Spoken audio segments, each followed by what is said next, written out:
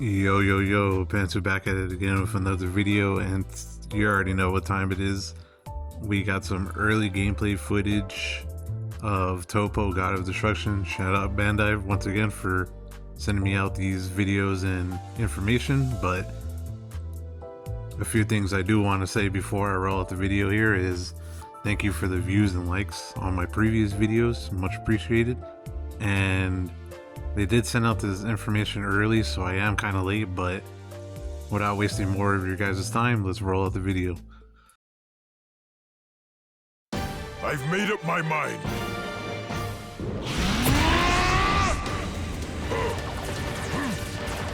There is only being and the absence of being. I'm done fighting for justice. Nothing else matters, only destruction. Time to end this!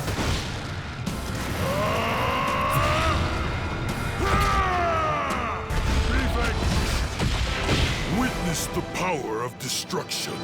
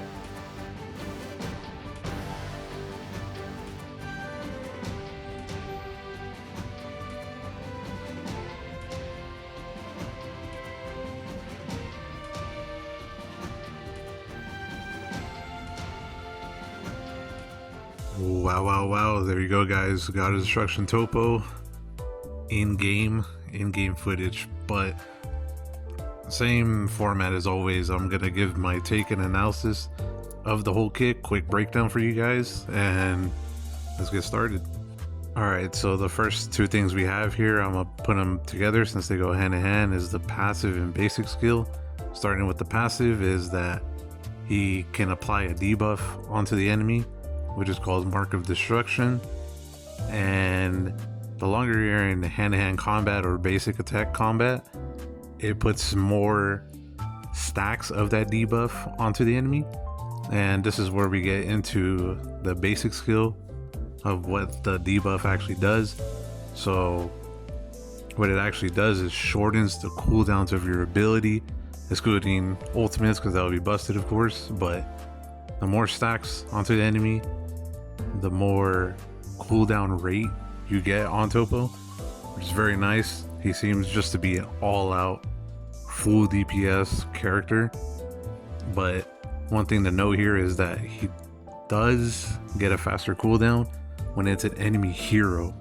So luckily in the meta right now, SS3 Goku and Gotenks, it seems to be really good because since you're most likely going to be fighting those characters, it just seems like you're going to guarantee to have that extra passive or ability onto the basic skill, which is very nice. But if you fight like a mirror Toppo, is not going to really work, or say you fight like a menace like Cooler or anything like that, then it's really not going to work. But not to worry too much, it's just an added effect. Luckily it isn't the whole kit. So for his skill 1, Destructive Flash, it is your range skill. There is a couple key points to keep in mind when using this skill. The first thing is that you can move while using the skill. Unlike in the video, they're kind of stationary, but you can move around with it. The other thing is that it does apply a debuff, that Mark of Destruction, onto the enemies. So you can combo this with your basic skill into your range. It gives you the extra cooldown. You could probably just keep cycling through this during combat. It seems like a very heavy tech, but one negative I do have is that this blast is short in range, so gotta be very mindful of how you're using this skill. Alright, so for his skill 2, I'm just gonna call it the tornado attack, but you're gonna start noticing the trend with Toppo. This skill also applies that debuff I keep talking about, Mark of Destruction. Gives you that extra cooldown rate, which is very nice because since it's AoE, going to be hitting multiple enemies, applying that debuff, giving it that faster cooldown rate. But what also it does when you hit this skill is that when that debuff is on the enemies, deals more damage. So you can't imagine the combos you're pulling off here. You're getting that cooldown rate, you're getting the debuff onto the enemy, hitting the key blast, get another debuff stack on them, hit this tornado attack, doing massive damage, getting that cooldown rate. You're just going in a loop and a loop. I like this type of gameplay with Toppo. Alright, for his skill 3, this is his counter taunt guard. This thing is incredibly busted the more you read it.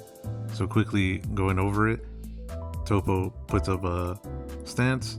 Anybody that attacks him shoots an unavoidable key blast at him, applies the Mark of Destruction debuff once again.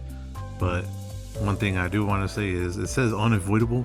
I don't know if that means if you can't hit your F, you still get hit, or if you instant transmission, you still get hit.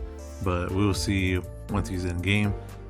The other thing about this is that you can use it in plenty of ways. I can't imagine how you use this when someone tries to ult you, because you would just either tank it, and the amount of damage you blast back at your enemy, it probably just one-shot them back and you end up surviving, right? But the other thing about this is at the end of it, you get a HP increase and you get that energy defense up. So what that means is that basically any range skill besides like Trunks with his sword, any key blasts, anything related to that, you're getting defense from. And of course this matches his playstyle because he's a pure offensive melee character, so this card will be very helpful. You're always going to be in range since you are melee. Alright, and for his final skill, the ultimate skill, the Sphere of Destruction, is very similar to Goku's Spirit Bomb. The only difference with this one is that it has 2 hits to it. First one is the landing of the ball, does initial damage, and then there's the afterward of, you see the cracks onto the ground, that does the big increased damage. The only key pointer to this is that the more debuffs you have on your enemy, the more damage it does. So make sure you're getting at least 1 or 2 debuff stacks onto your enemy before blasting off this ultimate skill. So to close out the video here, I just want to once again, thanks for the views, likes, and subs on this channel ever since I started Squadra. But without further ado, hope you guys enjoy the rest of your day, and I'll catch you guys on the next one. See ya.